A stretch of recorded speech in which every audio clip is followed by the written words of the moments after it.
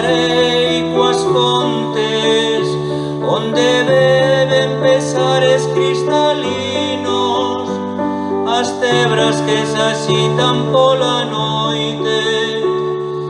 Esta lúa de prata atopou o tesouro que eu perdera na auga.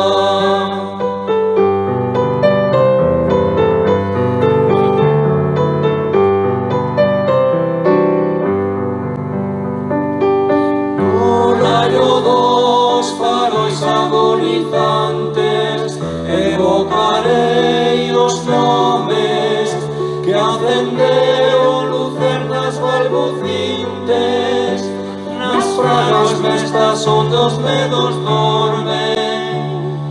Esta lúa de prata atopou o tesouro que eu perdera na auga.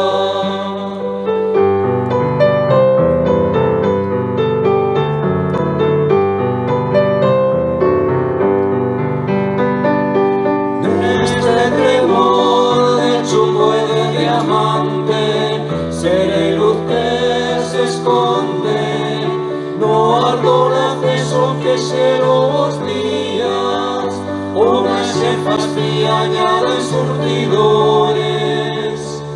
Esta lúa de prata atopou o tesouro que eu perdera na auga.